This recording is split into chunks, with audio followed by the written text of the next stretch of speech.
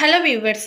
இந்த பதிவில் இப்போ நம்ம என்ன பார்க்க போகிறோம் அப்படின்னா, வரலாற்றிலேயே முதன்முறையாக புவி வெப்பநிலையானது ஒரே ஒரு ஆண்டில் 1.5 டிகிரி செல்சியஸாக உயர்ந்துள்ளது. இந்த பேரழிவை தடுப்பதற்கான வழிகள் என்னென்ன அப்படிங்கிறத பற்றி தான் இந்த பதிவில் இப்போ நம்ம பார்த்து தெரிஞ்சுக்க போகிறோம். இந்த பதிவானது உங்களுக்கு மிகவுமே பயனளிக்கக்கூடிய வகையில் தான் இருக்கும். அதனால் பதிவை தொடர்ந்து பாருங்கள். நீங்கள் இப்போ தான் நம்ம சேனலை ஃபர்ஸ்ட் டைமாக பார்க்குறீங்க அப்படின்னா கண்டிப்பாக சப்ஸ்கிரைப் பண்ணிக்கோங்க. அப்படியே பக்கத்தில் இருக்கக்கூடிய பெல் ஐகானையும் கிளிக் பண்ணிக்கோங்க. முதல் முறையாக இந்த புவி வெப்பநிலையானது ஒரு ஆண்டு முழுவதும் 1.5 டிகிரி செல்சியஸுக்கு மேலாக சென்றிருக்கிறது என்று ஐரோப்பிய ஒன்றியத்தின் காலநிலை சேவை தெரிவித்திருக்கிறது. கடந்த 2015ஆம் ஆண்டு பாரிஸ் நகரில் நடந்த காலநிலை மாற்றம் குறித்த உச்சி மாநாட்டில் உலக தலைவர்கள் நீண்டகால வெப்பநிலை அதிகரிப்பை 1.5 டிகிரி செல்சியஸுக்குள் கட்டுப்படுத்த உறுதி கொண்டனர். இது மிக ஆபத்தான விளைவுகளை கட்டுப்படுத்தும் நோக்கிலும் மேற்கொள்ளப்பட்டது. ஆனால் இப்போது ஒரு ஆண்டு முழுவதும் அந்த அளவு மீறப்பட்டு இருப்பது பாரிஸ் உடன்படிக்கையை மட்டும் மீறுவதல்ல, நீண்டகால அளவில் இது மீண்டும் நிகழ்வதற்கான ஒரு சந்தர்ப்பத்தையும் ஏற்படுத்துகிறதாம். ஆனால் கரிம உமிழ்வுகளை குறைக்க அவசர நடவடிக்கைகளை மேற்கொண்டால் புவி வெப்பமாதலின் வேகம் குறைக்கப்படலாம் என்கிறார்கள். ஒரு ஆண்டு முழுவதும் சராசரியில் 1.5 டிகிரி செல்சியஸுக்கு மேலே போவது சாதாரண விஷயமல்ல. இது நாம் தவறான பாதையில் செல்வதையே காட்டுகிறது. தொழில்மயமாக்கலில் மனிதர்கள் பெருமளவு புதைப்படிம எரிபொருள்களை எரிக்க துவங்குவதற்கு முன்னிருந்த வெப்பநிலை அளவை விட 1.5 டிகிரி செல்சியஸ் மட்டுமே உயரும் வகையில் புவி வெப்பமடைவதை கட்டுப்படுத்த வேண்டும் எனவும் முடிவு செய்யப்பட்டது. இது காலநிலை மாற்றத்தை சீர்படுத்த உலக நாடுகள் மேற்கொள்ளும் முயற்சிகளின் குறியீடாகவும் மாறியுள்ளது. வெப்பநிலை 1.5 டிகிரி செல்சியஸுக்கு பதில் 2 டிகிரி செல்சியஸாக இருந்தால் காலநிலை மாற்றத்தின் விளைவுகளான தீவிர வெப்ப அலைகள், கடல் மட்ட உயர்வு, பல்லுயிர் வள இழப்பு ஆகியவை தீவிரமாக நிகழும் அபாயம் பன்மடங்காக உயரும் என்று 2019ஆம் ஆண்டு ஐநா சபையின் முக்கிய அறிக்கையாக ஒன்று தெரிவித்தது. ஆனால் வெப்பநிலை தொடர்ந்து அதிகரித்து வந்திருக்கின்றன என்று ஐரோப்பிய ஒன்றியத்தின் கோபர்நிக்கஸ் காலநிலையை மாற்ற சேவையின் தரவுகள் தெரிவிக்கின்றன. 2023ஆம் ஆண்டு பிப்ரவரி மாதம் முதல் 2024ஆம் ஆண்டு ஜனவரி மாதம் வரையிலான காலகட்டத்தில் வெப்பநிலை 1.5 டிகிரி செல்சியஸாக அடைந்துள்ளது.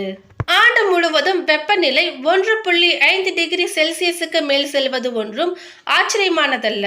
கடந்த ஜனவரி மாதம் தொடர்ந்து வெப்பமாக இருந்தது 8வது மாதமாகும். சொல்லப்போனால் பெர்க்லி எர்த் என்னும் அறிவியல் குழு 2023ஆம் ஆண்டு கேலண்டர் ஆண்டின் வெப்பநிலை 1.5 டிகிரி செல்சியஸுக்கு மேல் இருந்தது என்று தெரிவிக்கிறது. ஆனால் நாசா போன்ற அமைப்புகள் இந்த 12 மாதங்களில் வெப்பநிலை 1.5 டிகிரி செல்சியஸுக்கு சற்றே கீழே இருந்ததாகவும் சொல்கின்றன. இந்த வித்தியாசங்களுக்கு காரணம் 1800களின் வெப்பநிலையை கணக்கிடுவதில் இருக்கிறது. அப்போது அளவிடும் கருவிகள் மிக சொற்பமாகவே இருந்தன. ஆனால் அத்தனை தரவுகளும் நவீன பதிவுகள் துவங்கியதிலிருந்து பூமி தற்போதுதான் மிக வெப்பமாக இருக்கிறது என்பதில் உடன்படுகின்றன. அதிலும் நீண்ட காலத்துக்கு கூட இருக்கலாம். மேலும் கடல் பரப்பின் வெப்பநிலை பதிவானதிலேயே மிக அதிகமானதாக இருக்கிறது. கடல் வெப்பநிலைகள் பொதுவாக அடுத்த 1-2 மாதங்கள் வரை அதிகரிக்காது. சந்தேகமே இல்லாமல் இந்த நீண்ட கால வெப்பமடைதல் புதைப்படிம எரிபொருட்களை எரித்தல் போன்ற மனித செயல்பாடுகளால் தான் நடக்கிறது. கடந்த ஆண்டின் உண்டான வெப்பமடைதலின் பெரும்பகுதியும் இதனால் தான் நடந்தது. கடந்த சில மாதங்களில் எல் நினோ போன்ற இயற்கையான காலநிலை வெப்பமடையும் நிகழ்வுகளும் காற்றின் வெப்பநிலையை அதிகரிக்கின்றன. ஆனால் இவை சுமார் 0.2 டிகிரி செல்சியஸ் மட்டுமே உயர்த்தும். கடந்த ஆண்டின் 2ஆம் பாதியில் கிட்டத்தட்ட ஒவ்வொரு நாளும் பூமியின் சராசரி காற்று வெப்பநிலைகள் 1.5 டிகிரி செல்சியஸுக்கு மேலே செல்ல துவங்கின. அப்போதுதான் எல் நினோவும் துவங்கி இருந்தது. இந்த அதிகரிப்பு 2024ஆம் ஆண்டிலும் தொடர்ந்தது. அடுத்த சில மாதங்களில் எல் நினோ முடிவுக்கு வரும் என்று எதிர்பார்க்கப்படுகிறது. இது பூமியின் வெப்பநிலையை தற்காலிகமாக நிலைப்படுத்தி அதன் பின் அதை சற்றே குறைய வைத்து 1.5 டிகிரி செல்சியஸ் அளவுக்கு மீண்டும் கொண்டு செல்லலாம். ஆனால் மனித செயல்பாடுகளால் நிகழும் இந்த வெப்பநிலை உயர்வு அவசர நடவடிக்கைகள் எடுக்கப்படாவிட்டால் இனி வரும் தசாப்தங்களில் அது உயர்ந்து கொண்டேதான் இருக்கும்.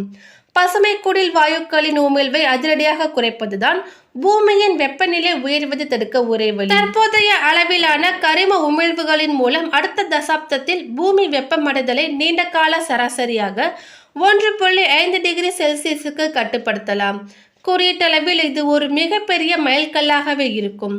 ஆனால் இது காலநிலை மாற்றத்தின் ஆபத்தான எல்லையை குறிக்காது என்கிறார்கள் ஒரு சில ஆராய்ச்சியாளர்கள். மேலும் இது காலநிலை மாற்றம் கட்டுப்பாடின்றி செல்லும் அளவை குறைக்காது என்கிறார்கள்.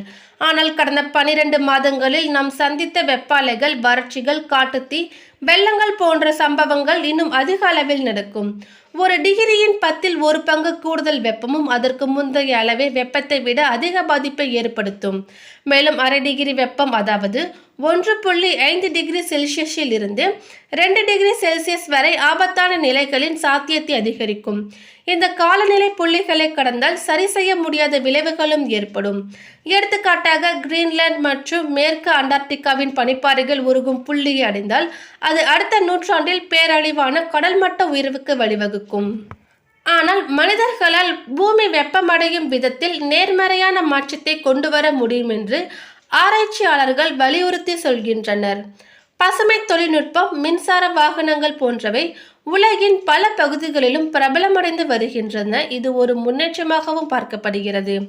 இதனால் சில பயன்களும் உண்டாகி இருக்கின்றன. எடுத்துக்காட்டாக, கடந்த தசாப்தத்தில் பூமியின் வெப்பம் மிக மோசமான நிலையிலும் 4 டிகிரி செல்சியஸை மட்டும் என கருதப்பட்டது. ஆனால் இப்போது அது நடப்பதற்கான சாத்தியக்கூறுகள் இல்லை என்று கருதப்படுகிறது. இதற்கு காலநிலை கொள்கைகள் மற்றும் தீர்மானங்களும் ஒரு காரணம். அத்தனைக்கும் மேலாக நம்பிக்கை தரும் ஒரு விஷயம், நிகர கரிம உமிழ்வுகளை முற்றிலுமாக நிறுத்தினால் புவி வெப்பமடைவது கிட்டத்தட்ட நின்றுவிடும் என்றும் சொல்லப்படுகிறது. இந்த தசாப்தத்தில் கரிம உமிழ்வுகளை பாதியாக குறைப்பது மிகவும் முக்கியமானது. இதன் மூலம் ஒரு பொருள், ஒரு சமூகம், ஒரு உலகமாக நமது தேர்வுகளின் மூலம் பூமி எவ்வளவு வெப்பமடைதலை எதிர்கொள்ளும் என்பதை நம்மால் கட்டுப்படுத்த முடியும் என்கிறார்கள் விஞ்ஞானிகள். வளிமண்டலத்தில் கார்பன் டை ஆக்சைடு உள்ளிட்ட பசுங்குடில் வாயுக்கள் அதிகரிப்பதால் பூமி இயல்புக்கு மாறாக வெப்பமடைவதே புவி வெப்பமடைதல். கடந்த 100 ஆண்டுகளுக்கு பூமியின் சராசரி வெப்பநிலை 0.8 டிகிரி செல்சியஸ் அதிகரித்துள்ளது. இந்த காலத்தில் பெட்ரோல், டீசல், நிலக்கரி போன்ற புதைப்படிம எரிபொருட்களை கட்டுமீறி பயன்படுத்தியதும், காடழிப்பு, பசுங்குடில் வாயுக்களின் அளவை அதிகரித்ததே இதற்கு முக்கிய காரணம். புவி வெப்பமடைவதால் பூமியின் பருவகால நிலை, தட்பவெப்பநிலை, இயற்கை சீற்ற நிகழ்வுகள் போன்றவற்றில் ஏற்படும் மாற்றங்களே காலநிலை மாற்றம். ஒரு பகுதியின் சராசரி வானிலையில் ஏற்படும் மாற்றம்தான் காலநிலை மாற்றம் என்றே நாம் சுருக்கமாக சொல்லலாம். பூமியின் வளிமண்டலத்தின் மேலடுக்கில் ஒரு போர்வை போல சேகரமாக இருக்கும் நீராவி, carbon di oxide, methane, nitrous oxide உள்ளிட்ட வாயுக்கள் சூரிய வெப்பத்தை பூமிக்குள் அனுமதிக்கின்றன. ஆனால் பூமியின் மேற்பரப்பில் இருந்து எதிரொலிக்கப்படும் வெப்பத்தை விண்வெளிக்கு அனுமதிக்காமல் தடுத்து பூமிக்கு திரும்ப அனுப்பப்படுகின்றன. இதனால் பூமி அதிகமாக வெப்பமடைகிறது. கிரீன் ஹவுஸ் எனப்படும் கண்ணாடி கூடு போல இந்த வாயுக்கள் பூமியை வெப்பமடை செய்வதால் இந்த பெயரும் வந்தது.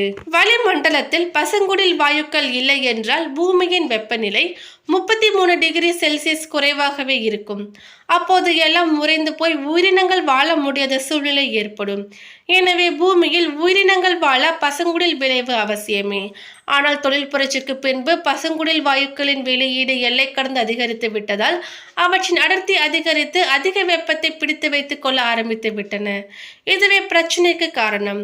நிலத்தில் இருந்த தாவரங்கள், கடலில் இருந்த உயிரினங்கள் நிலத்திற்கு அடியில் புதைந்து கடும் அழுத்தத்திற்கு உள்ளாகி கோடிக்கணக்கான ஆண்டுகளுக்கு மக்கும் பொழுது கார்பனை மூலப்பொருளாக கொண்ட நீலக்கரி, கச்சா எண்ணெய், எரிவாயு ஆகியவை உருவாகின்றன.